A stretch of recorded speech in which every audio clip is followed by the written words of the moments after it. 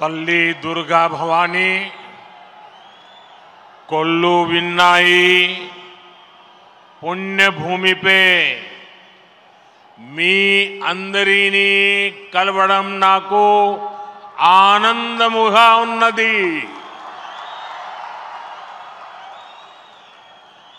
आंध्र प्रदेश के राज्यपाल सैयद अब्दुल नजीर जी, मुख्यमंत्री,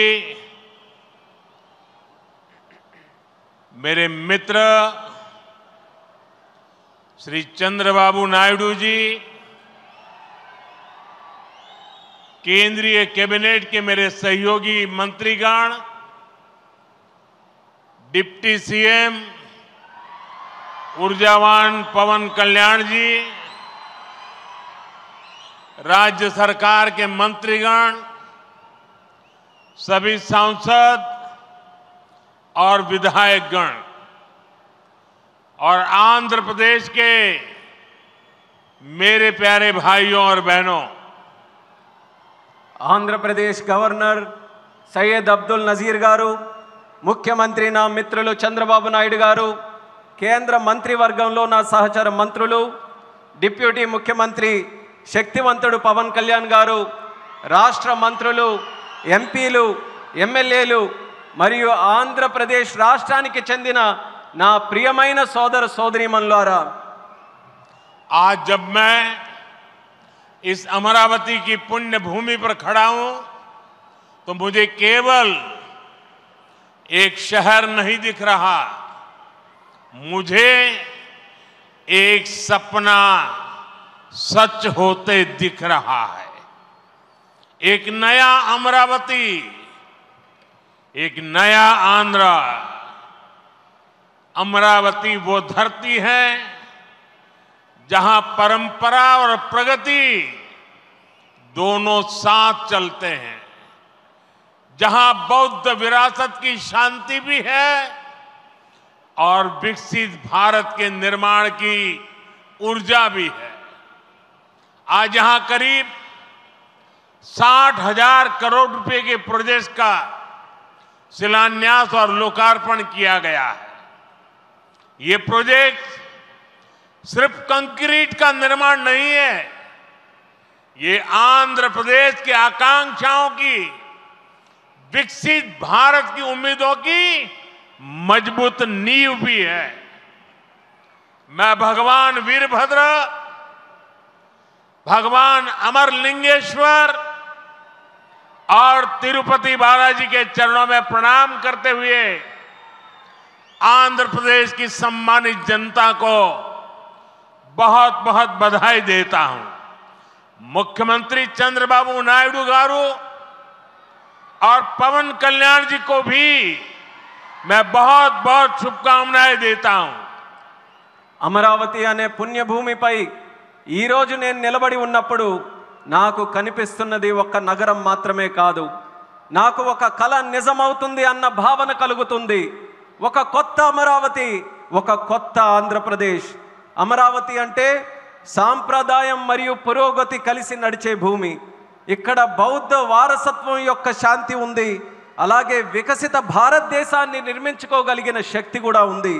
ఇవాళ సుమారు 60,000 కోట్ల రూపాయల విలువైన ప్రాజెక్టులకి శంకుస్థాపనలు మరియు ప్రారంభోత్సవ కార్యక్రమాలు చేస్తున్నాం।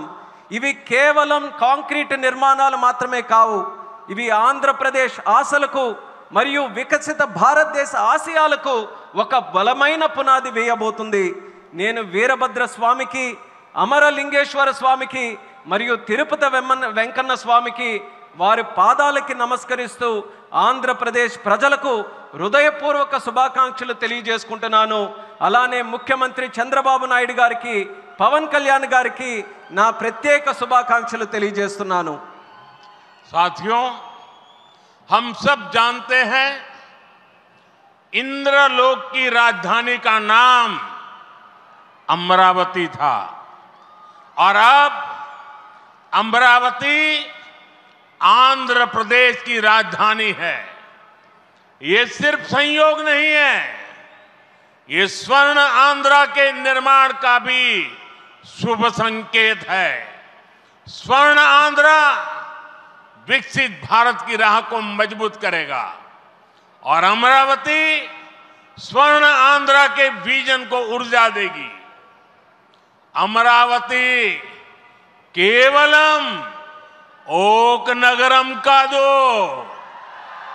अमरावती ओक शक्ति आंध्र प्रदेश नो आधुनिक प्रदेश का मार्चे शक्ति, आंध्र प्रदेश नो अधुनातन प्रदेश गा मार्चे शक्ति।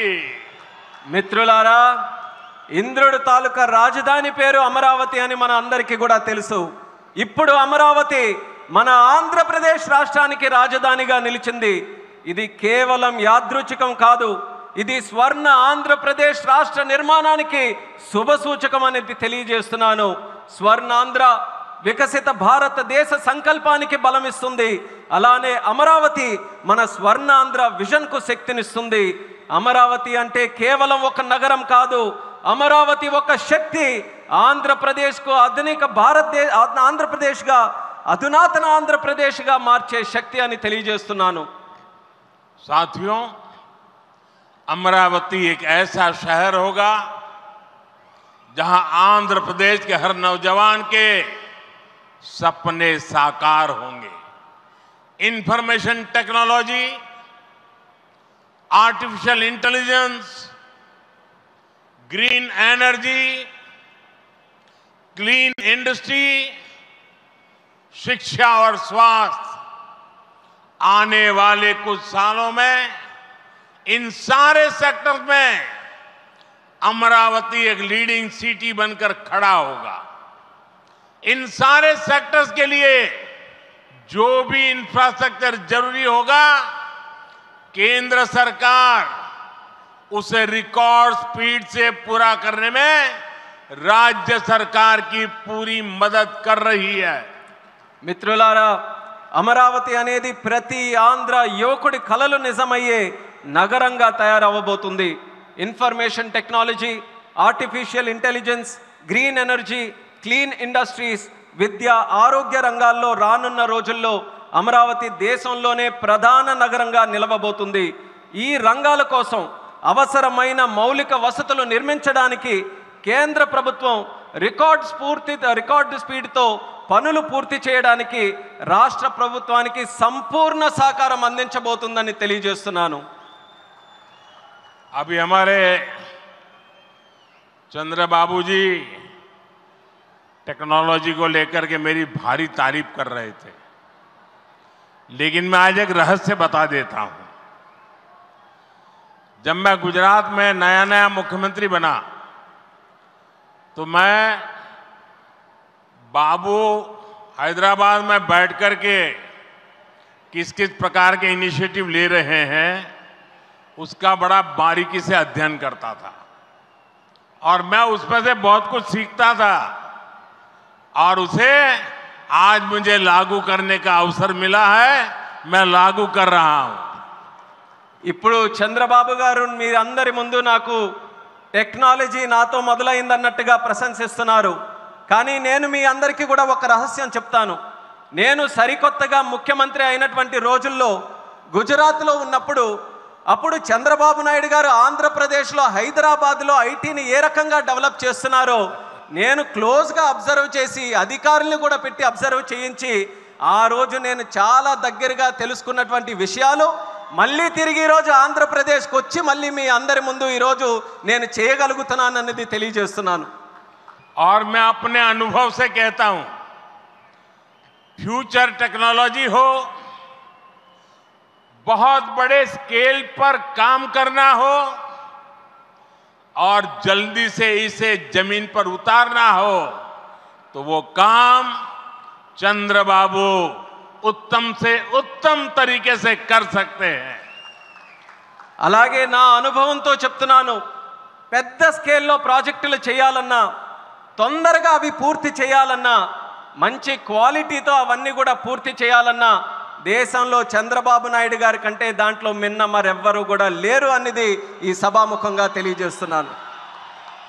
साथियों, 2015 में मुझे प्रजा राजधानी का शिलान्यास करने का अवसर मिला था। बीते सालों में केंद्र सरकार ने हर प्रकार से अमरावती के लिए मदद दी है। यहां बेसिक इंफ्रास्ट्रक्चर के निर्माण के लिए सभी कदम उठाए गए हैं। अब चंद्रबाबू गारू के नेतृत्व में राज्य सरकार बनने के बाद सारे ग्रह जो लगे थे अब हट गए हैं। यहां विकास कार्यों में तेजी आ गई है। हाई कोर्ट, विधानसभा, सेक्रेटेरिएट, राजभवन, ऐसी कई जरूरी बिल्डिंग बनाने के कामों को भी प्राथमिकता दी जा रही है। మిత్రులారా 2015లో ప్రజల రాజధానిగా అమరావతికి నేను శంకుస్థాపన చేశాను. గత 10 ఏళ్లలో కేంద్ర ప్రభుత్వం అమరావతికి అన్ని రకాలుగా మద్దతుగా నిలిచింది. ఇక్కడ మౌలిక వసతుల నిర్మాణానికి అవసరమైన ప్రతి అడుగు కూడా వేసింది. ఇప్పుడు చంద్రబాబు నాయుడు గారి నాయకత్వంలో ప్రభుత్వం ఏర్పడిన తర్వాత అభివృద్ధి మరింత వేగంతో ముందుకు వెళ్తుంది. ఇక్కడ హైకోర్టు, అసెంబ్లీ, సచివాలయం, రాజ్భవన్ వంటి అవసరమైన నిర్మాణాలకు ప్రస్తుతం ప్రాధాన్యత ఇస్తుంది. साथियों, एनटीआर गारू ने विकसित आंध्र प्रदेश का सपना देखा था। हमें मिलकर अमरावती को, आंध्र प्रदेश को विकसित भारत का ग्रोथ इंजन बनाना है। हमें एनटीआर गारू का सपना पूरा करना है। चंद्रबाबू गारू, ब्रदर पवन कल्याण, इदी मनमू చెయ్యాలి, ఇది మనమే చెయ్యాలి. మిత్రులారా, ఎన్టీఆర్ గారు వికసిత్ ఆంధ్రప్రదేశ్ కోసం కల కన్నారు. మనమందరం కలిసి అమరావతి మరియు ఆంధ్రప్రదేశ్ని వికసిత భారతదేశానికి గ్రోత్ ఇంజన్గా తయారు చేయాలి. మనం ఎన్టీఆర్ గారి కలల్ని నిజం చేయాలి. నారా చంద్రబాబు నాయుడు గారు, అలాగే సోదరులు పవన్ కళ్యాణ్ గారు, ఇది మనం చేయాలి, ఇది మనమే చేయాలి. साथियों, बीते 10 सालों में भारत ने देश में फिजिकल, डिजिटल और सोशल इंफ्रास्ट्रक्चर पर विशेष बल दिया है। भारत आज दुनिया के उन देशों में शामिल है जहां का इंफ्रास्ट्रक्चर तेज गति से आधुनिक हो रहा है। इसका फायदा आंध्र प्रदेश को भी मिल रहा है। आज भी रेल और रोड से जुड़े हजारों करोड़ के प्रोजेक्ट आंध्र प्रदेश को मिले हैं। మిత్రులారా, గత 10 ఏళ్లలో భారతదేశం ఫిజికల్, డిజిటల్ మరియు సోషల్ ఇన్ఫ్రాస్ట్రక్చర్ పై ప్రత్యేక దృష్టి సారించింది. ఇప్పుడు భారత్ ప్రపంచంలో అత్యంత వేగంగా మౌలిక వసతులు అభివృద్ధి చెందుతున్నటువంటి దేశాల్లో ఒకటిగా నిలుచుంది. ఇది ఆంధ్రప్రదేశ్కు కూడా ప్రయోజనంగా మారబోతుంది. ఈ రోజు కూడా రైల్ మరియు రోడ్డు ప్రాజెక్టులలో రాష్ట్రానికి వేల కోట్ల రూపాయలు కేంద్రం తరపున అందించడం జరుగుతుంది. यहां आंध्र प्रदेश में कनेक्टिविटी का नया अध्याय लिखा जा रहा है। इन प्रोजेक्ट से एक जिले से दूसरे जिले की कनेक्टिविटी बढ़ेगी, आसपास के राज्यों से कनेक्टिविटी बेहतर होगी। इससे किसानों के लिए बड़े बाजार तक फसल पहुंचाना आसान होगा और उद्योगों के लिए भी सुविधा होगी। टूरिज्म सेक्टर को और तीर्थ यात्राओं को बल मिलेगा। जैसे रेनीगुंटा नायडूपेटा हाईवे से तिरुपति बालाजी के दर्शन आसान होंगे। लोग बहुत कम समय में वेंकटेश्वर स्वामी के दर्शन कर पाएंगे। ఆంధ్రప్రదేశ్లో కనెక్టివిటీకి ఒక కొత్త అధ్యాయం మొదలవబోతుంది. ఈ ప్రాజెక్టులతో ఒక జిల్లాకు మరొక జిల్లాకు కనెక్టివిటీ పెరుగుతుంది. పక్క రాష్ట్రాలతో కూడా అనుసంధానం ఏదైతే ఉందో అది కూడా మెరుగు కాబోతుంది. ఈ ప్రాజెక్టుల వల్ల రైతులకి పెద్ద మార్కెట్లకు తక్కువ సమయంలో తమ పంటని తీసుకొని వెళ్ళడానికి సులభం అవుతుంది. అలాగే ఉద్యోగస్తులు మరియు పారిశ్రామికులు కూడా సౌకర్యం కలుగుతుంది. పర్యాటకం, తీర్థయాత్రలకి, ఆ రంగాలకి కూడా ఉపయోగపడుతుంది.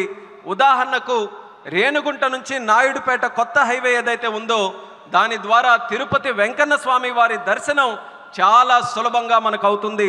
తక్కువ సమయంలో ప్రజలు ఆ స్వామి వారిని దర్శనం చేసుకొని ఆ అవకాశం పొందుతారని కూడా తెలియజేస్తున్నాను. साथियों, दुनिया में जो भी देश तेजी से विकसित हुए हैं उन्होंने अपनी रेलवे पर बहुत अधिक बल दिया है. बीता दशक भारत में रेलवे के ट्रांसफॉर्मेशन का रहा है. भारत सरकार ने आंध्र प्रदेश में रेलवे के विकास के लिए रिकॉर्ड पैसे भेजे हैं. वर्ष 2009 से 2014 तक आंध्र प्रदेश और तेलंगाना के लिए रेलवे का कुल बजट 900 करोड़ रुपए से भी कम था, जबकि आज सिर्फ आंध्र का ही रेल बजट 9000 करोड़ रुपए से ज्यादा का है. यानी करीब 10 गुना से ज्यादा की बढ़ोतरी हुई है. మిత్రులారా, ప్రపంచంలో వేగంగా అభివృద్ధి చెందిన దేశాలు ఏవైతే ఉన్నాయో అవన్నీ కూడా తమ రైల్వే మీద చాలా ప్రాముఖ్యత సారించారు. గత దశాబ్దంలో భారతదేశంలో కూడా రైల్వే మీద ఎక్కువగా పరివర్తన జరిగింది. కేంద్ర ప్రభుత్వం ఆంధ్రప్రదేశ్ రైల్వే అభివృద్ధికి కూడా రికార్డు స్థాయిలో నిధులు మంజూరు చేయడం జరిగింది. 2009 నుంచి 14 వరకు ఆంధ్రప్రదేశ్ మరియు తెలంగాణ కలిసి ఉన్నప్పుడు రాష్ట్రం తాలూకా బడ్జెట్ కేవలం 900 కోట్లు కూడా ఉండేది కాదు. కానీ ఇప్పుడు కేవలం ఆంధ్రప్రదేశ్కు మాత్రమే రైల్వే బడ్జెట్ 9000 కోట్ల దాటి ఈరోజు అందిస్తున్నాం. అంటే ముందు కంటే 10 రెట్లు ఎక్కువ బడ్జెట్ అభివృద్ధి జరుగుతుందని తెలియజేస్తున్నాను. साथियों, रेलवे के बढ़े हुए बजट से आंध्र प्रदेश में रेलवे का 100% इलेक्ट्रिफिकेशन हो चुका है. यहां 8 जोड़ी आधुनिक वंदे भारत ट्रेनें चल रही है. साथ ही आधुनिक सुविधाओं वाली अमृत भारत ट्रेन भी आंध्र प्रदेश से होकर गुजरती है. बीते 10 साल में आंध्र प्रदेश में 750 से अधिक रेल फ्लाईओवर और अंडरपास बनाए गए हैं. इसके अलावा आंध्र प्रदेश के 70 से ज्यादा रेलवे स्टेशनों को अमृत भारत स्टेशन योजना के तहत विकसित किया जा रहा है. మిత్రులారా, ఈ పెంచిన రైల్వే బడ్జెట్ వల్ల ఆంధ్రప్రదేశ్లో 100% ఎలక్ట్రిఫికేషన్ మనం పూర్తి చేసుకున్నాం. ఇక్కడ 8 సరికొత్త వందే భారత్ ట్రైన్లు ప్రారంభమయ్యాయి. దానితో పాటు ఆధునిక వసతులతో కలిగి ఉన్న అమృత్ భారత్ రైళ్లు కూడా ఆంధ్రప్రదేశ్ నుంచి వెళ్తుంది. గత 10 ఏళ్లలో 750 కంటే ఫ్లైఓవర్ బ్రిడ్జ్లు కానీ అండర్ పాసేజీలు కానీ రైల్వేస్లో నిర్మించబడింది. అంతేకాకుండా 70కి పైగా రైల్వే స్టేషన్లు మన ఆంధ్రప్రదేశ్ రాష్ట్రంలో అమృత్ భారత్ స్టేషన్ పథకం కింద అభివృద్ధి కూడా చేస్తున్నామని తెలియజేస్తున్నాను. साथियों, इंफ्रास्ट्रक्चर के लिए जब इतने सारे काम होते हैं तो उसका बहुत मल्टीप्लायर इफेक्ट होता है. इंफ्रास्ट्रक्चर के निर्माण में जो रॉ मटेरियल लगता है उसे मैन्युफैक्चरिंग इंडस्ट्री को बल मिलता है. सीमेंट का काम हो, स्टील का काम हो, ट्रांसपोर्टेशन का काम हो, ऐसे हर सेक्टर को इससे फायदा होता है. इंफ्रास्ट्रक्चर विकास का सीधा लाभ हमारे नौजवानों को होता है. उन्हें ज्यादा रोजगार मिलते हैं. आंध्र प्रदेश के भी हजारों युवाओं को इन इंफ्रा प्रोजेक्ट से रोजगार के नए मौके मिल रहे हैं. మిత్రులారా, ఇంత భారీ స్థాయిలో మౌలిక వసతులు అభివృద్ధి జరగడం వల్ల ఆర్థిక వ్యవస్థలో మల్టీప్లయర్ ఎఫెక్ట్ ఏర్పడుతుంది. నిర్మాణ రంగంలో కావలసిన రా మెటీరియల్స్ సిమెంట్ అయినా స్టీల్ అయినా రవాణా వంటి రంగాలకు గణనీయమైన డిమాండ్ ఏర్పడుతుంది. దీనివల్ల తయారీ పరిశ్రమలకు బలం ఏర్పడుతుంది. ఈ పరిశ్రమల ద్వారా మన యువతకు నేరుగా ఉద్యోగ అవకాశాలు పెరుగుతాయి. ఆంధ్రప్రదేశ్లో వేలాది మంది యువకులకు ఈ ప్రాజెక్టుల వల్ల సరికొత్త ఉపాధి అవకాశాలు కూడా లభిస్తాయని తెలియజేస్తున్నాను. साथियों, मैंने लाल किले से कहा था कि विकसित भारत का निर्माण गरीब, किसान, नौजवान और नारी शक्ति इन 4 पिलर्स पर होगा. एनडीए सरकार की नीति के केंद्र में 4 पिलर सबसे अहम है. हम विशेषकर किसानों के हितों को बड़ी प्राथमिकता देते हुए काम कर रहे हैं. किसानों की जेब पर बोझ ना पड़े, और इसलिए बीते 10 सालों में केंद्र सरकार ने सस्ती खाद देने के लिए करीब 12 लाख करोड़ रुपए खर्च किए। हजारों नए और आधुनिक बीज भी किसानों को दिए। पीएम फसल बीमा स्कीम के तहत आंध्र प्रदेश के किसानों को अब तक 5,500 करोड़ रुपए का क्लेम मिल चुका है। पीएम किसान सम्मान निधि के तहत भी आंध्र के लाखों किसानों के खाते में 17,500 करोड़ रुपए से ज्यादा पहुंचे हैं। మిత్రులారా, నేను ఎర్రకోట నుంచి స్పష్టంగా చెప్పాను, వికసిత్ భారత్ నిర్మాణం కావాలంటే పేదవాడు, రైతు, యువకుడు, మహిళా శక్తి ఈ 4 స్తంభాలపై ఆధారపడి ఉంటుంది. ఎన్డీఏ ప్రభుత్వ విధానాల్లో కూడా ఈ 4 స్తంభాలు కేంద్ర బిందువుగా పెట్టుకొని పనిచేస్తున్నాం. రైతు ప్రయోజనాలు అత్యంత ప్రాధాన్యత తీసుకుంటూ మేమందరం కూడా కేంద్రంలో పనిచేస్తున్నాం. రైతు జేబులకి భారం పడకుండా ఆ ఉద్దేశంతో గత 10 ఏళ్లలో ఎరువుల కోసం ఏకంగా 12 లక్షల కోట్ల రూపాయలు ఖర్చు కేంద్ర ప్రభుత్వం చేసింది. 1000కి పైగా సరికొత్త మరియు ఆధునిక విత్తనాలు కూడా రైతులకి అందించబడ్డాయి. పీఎం పంట బీమా యోజన కింద ఆంధ్రప్రదేశ్ రైతులకు ఇప్పటి వరకు 5,500 కోట్లు నష్టపరిహారం కూడా చెల్లించాం. పీఎం కిసాన్ సమ్మాన్ నిధి ద్వారా లక్షలాది మంది ఆంధ్రప్రదేశ్ రైతుల ఖాతాల్లో 17,500 కోట్ల వరకు వాళ్ళందరికీ కూడా నిధులు జమ చేశామన్నది గర్వంగా తెలియజేస్తున్నాను. साथियों, आज पूरे देश में सिंचाई के प्रोजेक्ट्स का जाल बिछाया जा रहा है। रिवर लिंकिंग का काम भी, उसका अभियान भी शुरू किया गया है। हमारा लक्ष्य है कि हर खेत को पानी मिले, किसानों को पानी की दिक्कत ना हो।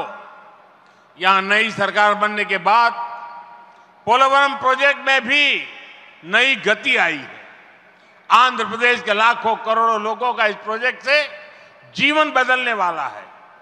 पोलवरम प्रोजेक्ट तेजी से पूरा हो, इसके लिए केंद्र के एनडीए सरकार से राज्य सरकार को पूरी मदद दी जा रही है.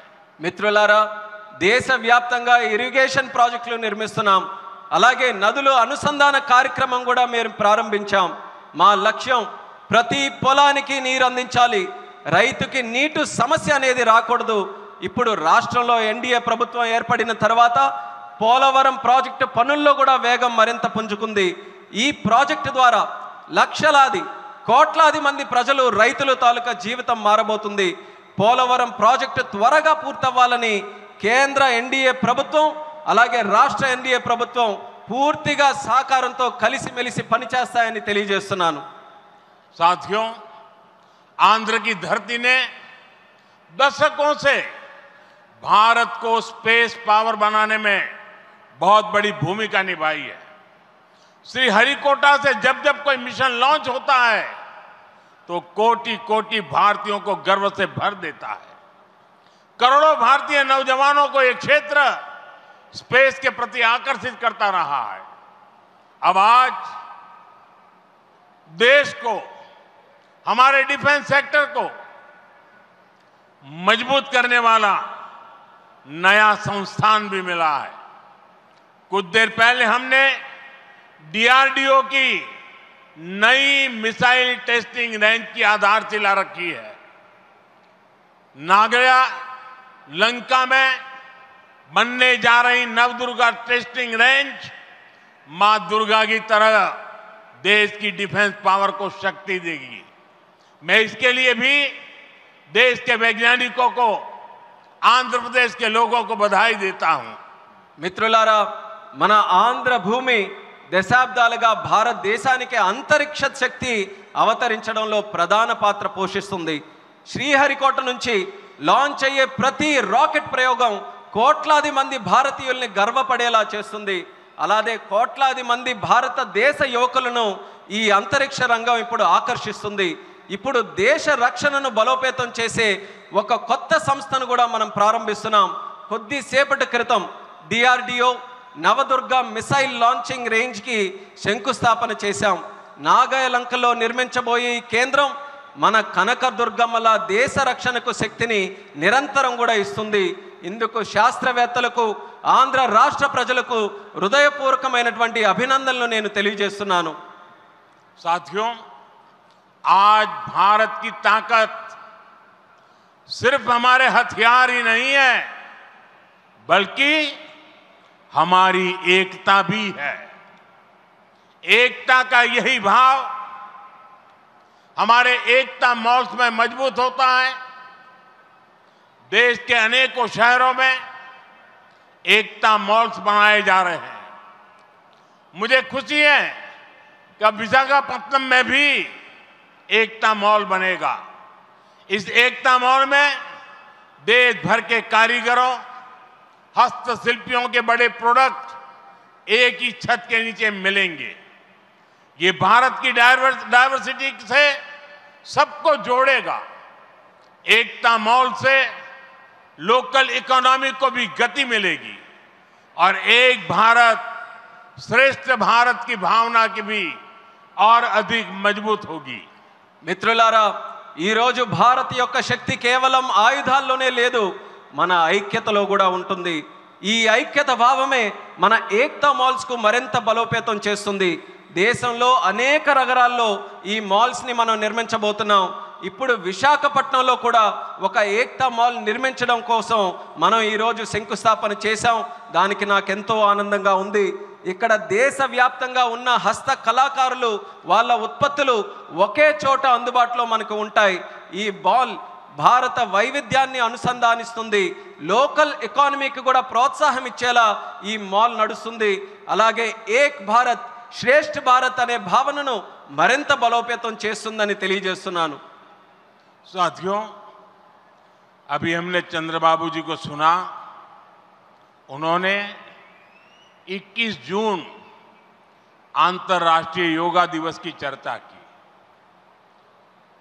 मैं चंद्रबाबू का, आंध्र की सरकार का और आंध्र के लोगों का आभारी हूं कि आपने